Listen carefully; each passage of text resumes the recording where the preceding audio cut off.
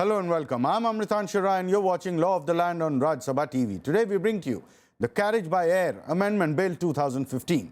To discuss the issue, I have with me Mr. K.K. Rai, Senior Advocate, Supreme Court, and Ms. Surinder, Director, ITA Agents Association. And now for the headlines. The Carriage by Air Amendment Bill 2015 proposes ₹1 crore as compensation for loss of life of passengers on board an international flight. The bill also empowers central government to revise compensation limits.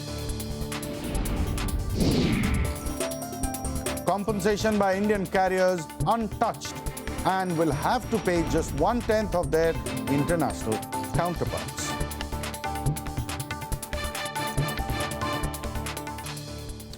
International airline carriers may have to pay ₹1 crore compensation for loss of life of a passenger on board. The government has introduced the Carriage by Air Amendment Bill 2015 to increase compensation limits for loss of life and damage to baggage as per the international norms. Government is amending the Carriages by Air Act to adhere to the air safety standards set in the Montreal Convention, which was acceded to India in May 2009. The convention allows signatory countries to revise compensation limits for international airline carriers every 5 years by the United Nations body International Civil Aviation Organization (ICAO) on the basis of a determined inflation factor of 13.1%. Liability, or if the accident is due to the fault of the airline, then it can pierce this amount. This is only the minimum amount, not the maximum amount. So in 2004, they revised it to about $113,000. Now from 2004 to 2015, we are sitting on it. The Carriages by Air Bill empowers the central government to revisit compensation or liabilities for every 5 years. Liability or compensations proposed in the bill are calculated in special drawing rights (SDRs) to suit to international currencies. The currency value of the SDR is based on the market exchange rates of a basket of major currencies like United States dollar, euro, Japanese yen, and pounding sterling. One SDR is equivalent to 88.71 rupees. The bill proposes to review the liability limit for damage in case of death or bodily injury for each person from 1 lakh SDRs to 1,13,100 SDRs. As per the latest exchange rate, the compensation limit rises to over ₹1 crore from existing 87 lakh in Indian currency. The liability for delay in carriage for each person is proposed to be 4,694 SDR, that is 4,16,401 rupees, while the liability in case of destruction, loss, damage or delay in baggage is proposed to be 1,131 SDRs, that is above 1 lakh rupees. There are no rules. The government did not have any power to make rules in that effect. And by way of the said notification, the government wants to introduce a subsection in 8, which says that the government can make rules qua domestic carriage and not exactly apply the Montreal Convention in the domestic. The Carriages by Air Amendment Bill 2015 was introduced by Civil Aviation Minister Ashok Gajapati Raju in Lok Sabha. The proposed amendment enables the government to revise the limits of liability as and when the bill is passed by the Parliament. Carriages by Air Bill proposes to empower Ministry of Civil Aviation to automatically notify the revised rates. With this, government is trying to avoid the complex legislative process to revise the list as and when ICAO has revised it. With camera person Om Prakash, Rajkamal Rao, Rajya Sabha TV. So the entire bill is about limiting the damages to the operators. So limiting the liability of the operator is what is being sought to be done through this amendment. Am I correct, Mr. Rai? Apart from that, there are other aspects also. Periodical revision has to be made of the damages, and that is done by International Civil Aviation Organization, which is known as depository. Now, every time an amendment is made, every time a revision is recommended, the legislative process was to be undergone by the Indian government. This was a cumbersome process, and we were not able to keep pace with the timings because the recommendations are old and it takes years together to bring it at par under our legal system. So therefore, in order to do away with this cumbersome process, Section 4A has a provision has been added to that section, where by mere issuance of a notification, that recommendation can be brought on record, it can be made effective. So what the government has essentially done is that for every notification of SDR, amendment to the legislation need not be done. It can now be done directly by an executive role. So the government has empowered itself to notify all SDR related activity and limit liabilities to the international convention, not through the legislative route, but through the executive action. Very correct. Very correct. Now, how is this going to really help the carriers, the users, operators? This decision of the government to notify, not go the parliament route, but directly notified by the concerned ministry, how will it have an impact on decision making, policy making? You see, it is obvious that, like the decisions could be faster and that they are, applicable, because waiting to go through the parliament each time and, waiting for all that time, it is going to take, like that. So it's better that it comes, I mean, at least that part we also recommend that it should, come to the executive so that they can take faster decisions.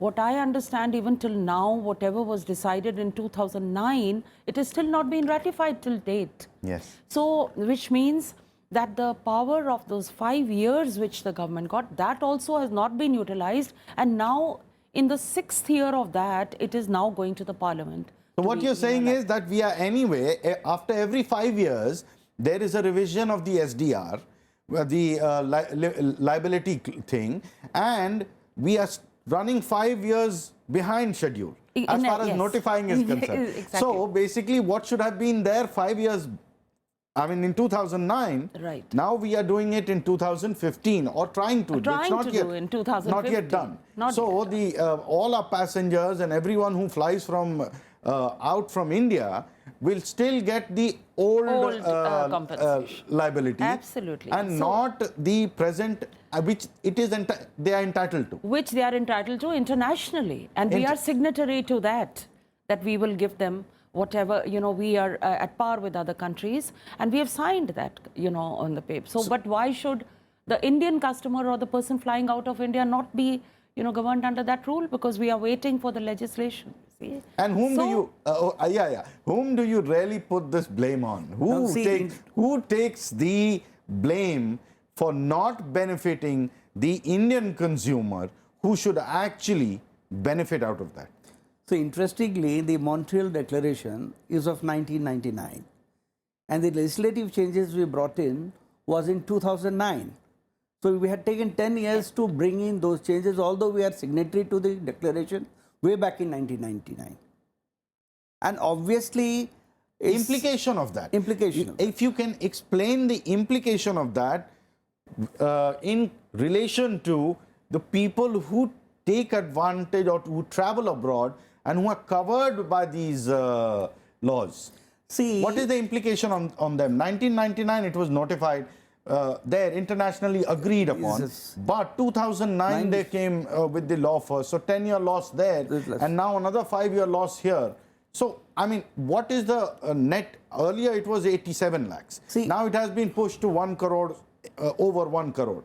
So, there is a net loss to the Indian flyer who flies abroad, and if his baggage is lost, or if his life is lost, or something else happens, then he is not getting the compensation that the other countries are getting, but the Indian will continue to get the old compensation. Is that the implication? Yes. That would be the implication, and the reason is very simple.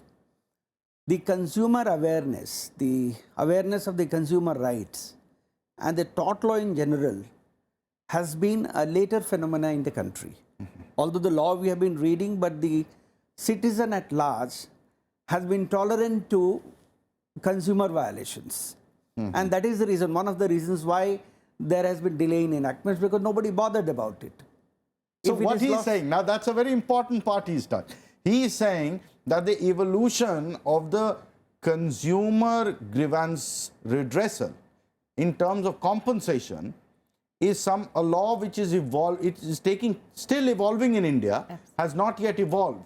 But the implication on the consumer is still huge. Absolutely. Now, what I say is that, the term which was used by Mr. Rai, that the consumer tolerance is there. We are very tolerant because of various reasons. One is that we are not, the awareness level is not there, and people just take for granted that, what's happening. Now, what I would say is that in this case, let's say earlier there was a printed ticket. Now, try and see how the airlines are saving their money. Earlier, there was a printed ticket. A ticket used to cost them $10, so they decided that we are not going to print the ticket. Now, that printed ticket used to hold, everything used to be written there, that you will be compensated by this. Documentary evidence. Documentary evidence.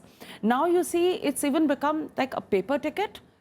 Now you don't even require there, it's on your mobile and you get the PNR and that's it. So which means that a consumer, like our traveler, has absolutely no idea when he's purchasing a ticket that what are his rights and all. To a normal customer, it is only that I'm traveling by air, I have purchased a ticket from Delhi to Bombay. What is happening, in that process, which the airlines have completely, become cool about that. They don't want to, tell you that these are your rights. And the government and the executive is also not taking too much of interest in it. They are not taking any interest to this. They are, as you have understood what I have tried to explain. Correct. So we are tolerant, and we don't know. Let it be the way it is going on. So the tolerant consumer is being taken advantage of. Absolutely. I mean, and that's the reason why the government is also sluggish, moving at snail pace. 10 years and 15 years. That is the main reason. Absolutely.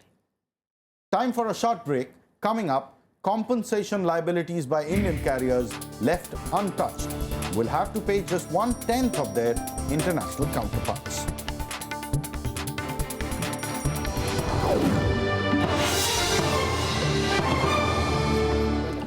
Welcome back. The Carriage by Air Amendment Bill 2015 leaves the limit of compensation paid by Indian airlines untouched. Currently, the Indian air carriers pay less than 1/10 of the compensation paid by international carriers. As per the Carriages by Air Act 1972, the carrier is liable for damage sustained in the event of a death or wounding of a passenger on board of an aircraft or in the course of any of the operations of embarking or disembarking. The carrier is also liable for destruction or loss of any registered luggage or goods during the carriage by air. The carrier is not liable if he proves that he and his agents have taken all necessary measures to avoid the damage or that it was impossible for him or them to take such measures. As far as domestic aircraft and domestic flying is concerned, it is a totally different ballgame where the liability is negligible. If you have an accident, there is going to be the liability to pay by the airline is restricted to 5-10 lakhs only. So there's a world of difference between the two. There is a need for Government of India, Ministry of Civil Aviation, also to revise domestic liability. As per the notification issued by the Ministry of Tourism and Civil Aviation, Government of India SO 186 on 20th January 1998, liability of Indian carrier for loss of life of each passenger is only 7,50,000 rupees. Only if the passenger is 12 or more years of the age, and rupees 3,75,000 if the passenger is below 12 years. For registered baggage and cargo, the liability of the carrier is limited to rupees 450 per kg on checked-in luggage and rupees 4,000 for cabin luggage, which will be given to the passenger. It's not very developed in this country, and neither there are many cases. There are only a few cases pending in the consumer forums and all. So I don't think so there's much litigation qua this Carriage by Air Act. Compensations and liabilities provided in the Carriages by Air Act 1972 can be reviewed in a court of law depending on the conditions. The Montreal Convention of United Nations was given effect to by Indian Carriages by Air Act in 1934 by the British. The Act continued till 1972 and was replaced by the Carriages by Air Act 1972. Air passenger associations have been representing with the government to revise the compensation limits that are existing in domestic aviation routes. They believe the proposed and existing 7,50,000 money is not sufficient for any family who have lost their loved ones on board. With camera person Om Prakash, Rajkamal Rao, Rajya Sabha TV. The final amount of compensation generally depends on the property and casualty insurance cover of the particular airline that is involved in the accident. Thankfully, ma'am, we don't have too many accidents, so there are not too many cases or litigations or grievances pending against the Indian carriers.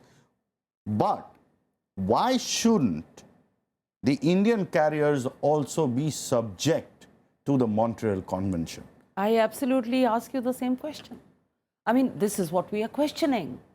That the value of a life of a passenger who is, you know, traveling, let's say, from Delhi to, let's say, for instance, to Sri Lanka, which is a, 3-hour flight. And, from Delhi to, let's say, Chennai, which is 2.5-hour flight. So for that half-hour difference only, the value of his life is, not one-tenth of the international. 1/10 of the international. How is it possible? 1/10. And, like these matters are now coming up more into the forefront. There are not many, we say. Now, are we right in saying that? Because look at the growth in our industry, which is, like 20% each year it is growing, and which is, which is a very happy sign. We are very happy with it, and we wish that the aviation grows. But don't you think along with it, there are other factors equally to be considered, which is not only that we have so many aircraft and now so many people are flying by air, and which is not only confined to, the elitist group, it is also, for people, look at the kind of tours and groups. Do you think the And government is trying to protect the sector, allow it to grow to a certain level of strength, and then burden it with the liabilities according to international norms? Do you see that as an attempt? Even if that is an attempt, well, it is not justified. Correct. There is no justification in that. Do you agree because with... human life is involved here. Again, it is insensitiveness to the consumer requirements. It's because the government is casual about it. Even these things are being done under international pressures. Because there are international conventions and we are evolving universally. Yeah. And we have to keep pace with the universe. So long the domestic issues are not being taken out, it's fine. We can continue with what is continuing. But the change is needed. It can be reflected for the domestic passengers also. And all that is needed is some rule-making power. Now that they would get that rule-making power, it would be easier for them to revise rates even for the domestic passengers. But do you see or sense an element of protectionism of the government towards its indigenous air carrier sector? I don't see it as protectionism. I see it as being casual to the issue. Needs of the consumer. The needs of the consumer. Another question is, eventually, under the Indian laws, you have to prove, I mean, this is completely in context to the Indian carriers, Indian air carriers. The fault of the airline has to be established for the consumer to even claim what is there provided for. Now, how difficult or easy is it to prove the fault of the airline? See, the issue arises out of declarations which are made. When we go to the counter, we deposit our luggage.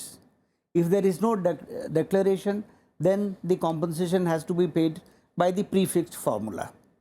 Thereafter, the airlines can say that since there is no declaration, there is no special knowledge to us, we are not bound to compensate for the actual loss suffered by the passenger.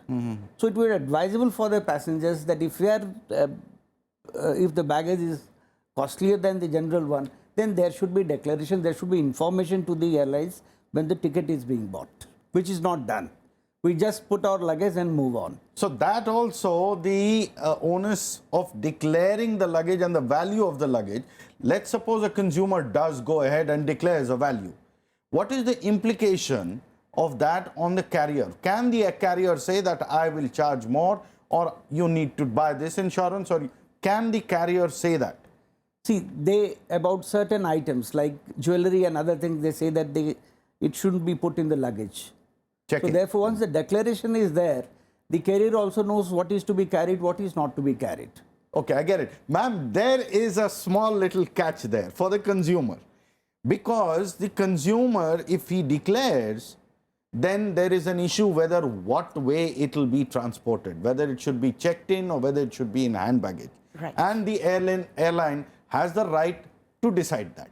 Yes. But if he doesn't declare, then there are chances of him not getting the adequate compensation. You're right, but you know what is to be declared? There are a few things which are to be declared and they are defined by the airline. Correct. What I'm trying to say is that, 400 rupees for 1 kilo of baggage?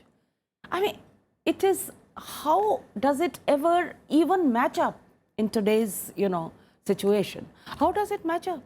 I mean, even if I say that, all right, 4,000 rupees per kg, per kilo, which is international standard, still somewhere, it is better. Yeah. But for 400 rupees, it is ridiculous. So, and there is and the maximum you can carry is 20 kilos in a it's check-in per no, person. Excuse me, it's not 20 anymore. 15. It is 15. Okay. I think, bringing it down to 15 now that we are discussing is another way of, protecting themselves, that if baggage is damaged or lost, then, even 15, So that's it's just only 3,000 15. rupees. It's only 3,000 rupees. 3,000 rupees for one loss of suitcase. Can you believe and the that? cost of one light suitcase Yes. alone is 3,000 rupees. You see? So it is somewhere, ridiculous, which is The not will being is not looked there. at. The will is not The there. I will would say. is not there by the government to actually strengthen the rights of the consumer. Absolutely. And the consumer is very tolerant. Consumer is tolerant because they're unaware. It is something new for them. Like the aviation industry, aviation, the way it's grown in our country, we are very happy about it. But at the same time, the consumer is not aware. For them, I just bought a air ticket. That's it. They're not aware, you see. So but the government is responsible because they are making all these acts. They are responsible to see exactly how the, consumer is getting Why affected. can't we have a review of it every 5 years, sir?